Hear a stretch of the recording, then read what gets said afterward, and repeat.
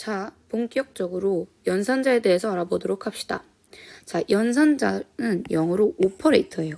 자, 연산자가 필요한 이유는 뭐냐면요. 어떠한 계산을 할 때 그 계산에 사용되는 기호에 대한 순서를 미리 정의해 두는 거예요. 순서가 굉장히 중요한 건데요. 자, 예를 들어서 우리가 초등학교 때 사칙 연산을 배웠잖아요. 자, 괄호가 가장 먼저다. 그 다음에 곱하기, 그 다음에 뭐 더하기 이런 식으로 사칙 연산에 대해서도 순서가 있잖아요. 이처럼 어떠한 계산을 할 때 그 순서를 미리 정의해서 그 데이터를 처리하기 위해서 이 연산자라는 것이 필요한 겁니다. 자, 가장 기본적으로 산술 연산자에 대해서 먼저 알아보자면요. 산술 연산자에는 크게 5가지가 있어요. 더하기, 빼기, 곱하기, 나누기, 그리고 퍼센트.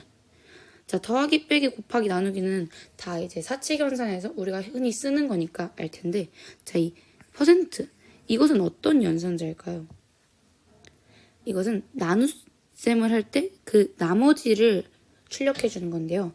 예를 들어서 5% 2라고 하면은 1이 되는 겁니다. 5를 2로 나눈 나머지는 1이니까요. 자, 이거랑 별개로 조금 특이한 성질을 가지는 게 또 하나 있는데요. 이 나눗셈 연산자는요. 정수를 정수로 나누는 경우, 정수를 실수로 나누는 경우 결과값이 다르게 나타나요. 이처럼 서로 다른 데이터형이 계산되는 경우에는요. 자동으로 형변원이 되면서 결과값이 나타난다는 특징이 있는 거죠. 자, 두 번째 연산자로 대입 연산자에 대해서 알아보도록 할게요. 자, 이 대입 연산자는 어떨 때 쓰는 거냐면요. 바로 치환을 할 때 사용되는 연산자인데요. 예를 들어서 우리가 코드에 A는 B, 세미콜론 이렇게 작성을 하면요. 이 B에 있는 값을 A에다가 넣어주는 그런 역할을 하는 겁니다. 자, 이 대입 연산자와 조금 헷갈릴 수 있는 연산자가 비교관계 연산자에 있는데요. 자, 대입 연산자의 경우에는 등호가 1개였잖아요. 이 비교관계 연산자에는 등호 2개짜리가 존재합니다. 이 2개짜리는요. 어떤 것을 넣어주는 치환의 그런 연산자가 아니고 두 값을 비교해주는 연산자입니다. 그래서 예를 들어서 A, B 이 경우에는 A랑 B가 같은지 같다면은 참, 같지 않으면 거짓 이러한 결과값을 나타내는 거죠. 자, 비교관계 연산자에는 이거 말고도 뭐 부등호, 크거나 같다, 작거나 같다 이러한 연산자도 있습니다. 자, 특이한 연산자, 바로 느낌표가 붙는 연산자가 있는데요. 이것은 아마 처음 보셨을 거예요. 이거는 같지 않다라는 의미를 가집니다. 그러면 여러분 한번 알아볼까요? 이 식은 참일까요? 거짓일까요? 네, 맞습니다. 바로 거짓이에요. 그 이유는 무엇이냐? 이 느낌표 등호는 같지 않다라는 의미를 하는데 1은 1이 아니다 라고 하면 당연히 거짓이겠죠? 그렇기 때문에 이 결과값은 거짓, 0이 출력될 겁니다. 자, 그 다음으로 논리연산자에 대해서 알아볼 텐데요. 자, 논리연산자는 3가지가 있어요. 길쭉하게 생긴 이 연산자랑 이 연산자, 그리고 이 연산자. 이 3가지가 있는데요. 이 느낌표의 경우는 방금 알아봤듯이 여기서 같지 않다라고 했으니까 이 연산자는 not을 의미한다는 것을 추측할 수 있을 겁니다. 자, 그리고 이 연산자는 바로 or 연산자예요. or이 뭐죠? 또는이라는 것이죠. 그러니까 이 경우에는 이런 경우에서 A, B 둘 중에 하나만 참이어도 참을 출력하는 연산자입니다. 자, 근데 이 연산자는 뭐냐면요. and 연산자예요. and. 그래서 A and B 둘 다 참일 때만 참의 값을 출력하는 거죠. 자, 그렇다면은 이 3개의 연산자를 완전히 숙달하기 위해서 한번 표를 살펴보도록 할게요.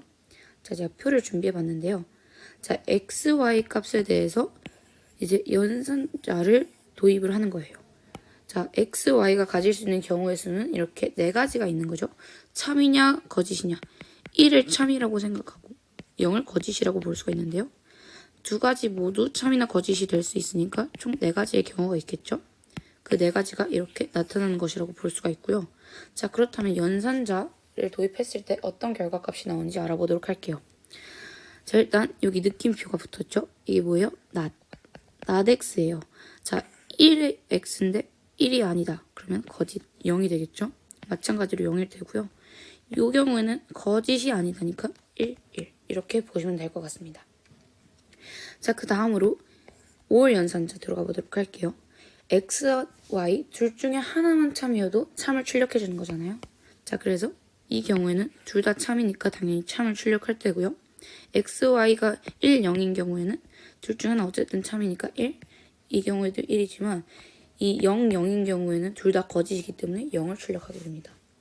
자, 마지막으로 AND 연산자 가보도록 할게요. 자, AND는 X와 Y 둘 다 참일 때 참을 출력하는 거죠. 그렇기 때문에 첫 번째만 1이고 나머지는 다 0을 출력한다고 보면 될 것 같습니다. 자, 마지막으로 비트 단위 논리 연산자에 대해서 알아보도록 할게요. 방금 배운 논리 연산자랑 굉장히 비슷하죠? 자, 논리 연산자라는 것이 동일하게 들어갑니다. 근데 비트 단위라는 게 붙었어요. 자, 말 그대로 같은 자리 비트끼리만 논리 연산을 수행하는 연산자인 거예요. 자, 그래서 크게 4가지가 있는데요. 물결표, 비트와이즈 낫. 자, 이 연산자가 있고요. 그리고 짝대기 하나, 그리고 요거, 그리고 이렇게 총 4가지가 있습니다. 자, 이 경우에는 위에서 했던 거랑 굉장히 비슷하죠. 이 역시 5월 연산자고요. 그리고 이것은 처음 보는 걸 거예요. 이것은 exclusive or이라고 해요. exclusive or. 자, 나중에 좀 더 알아보도록 하고요. 이 연산자는 역시 여기서 왔듯이 AND 연산자입니다. 자, 그러면 어쨌든 비트 단위 논리 연산자에 대해서 알아보기 위해서 예시를 들어보도록 할게요. 자, 어쨌든 연산자 A와 B에 대해서 연산을 하는 거기 때문에 두 값을 한번 지정을 해볼게요. 뭐 예를 들어서 13과 24에 대해서 알아보도록 하겠습니다. 자, 어쨌든 비트에 대한 계산이기 때문에 이제 이 두 수를 이진법으로 변환을 해보도록 할게요. 자, 이진법으로 변환하기 위해서 2로 계속 나눠보도록 하겠습니다. 6, 나머지 1, 나머지 0, 1. 자, 13은 1101로 나타날 수가 있고요. 24의 경우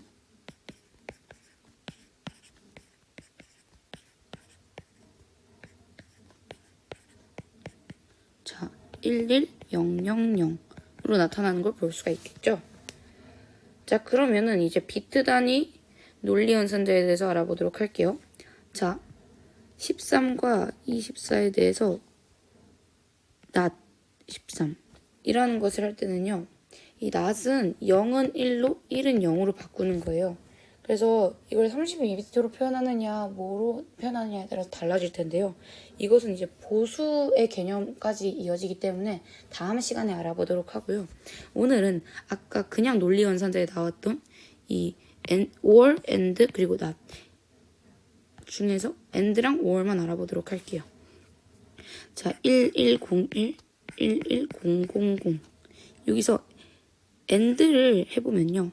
and는 둘 다 1일 때만 1이 되니까 여기 00010 인 것을 볼 수가 있을 거고요. 1101, 11000에서 or를 해보면요. 둘 중에 하나만 1이어도 되니까 10111 이라고 할 수 있고요. 자, exclusive or은 뭐냐면요. 1101, 11000이 있을 때요. 그 두 비트가 다를 때만 1을 출력하는 거예요. 자, 이 경우에는 1, 0이니까 1이 될 거고요. 0, 0의 경우는 같잖아요. 그러니까 0이 됩니다. 자, 그래서 한번 알아보면요. 여기는 1, 0, 1, 0, 1 이런 걸 볼 수 있죠.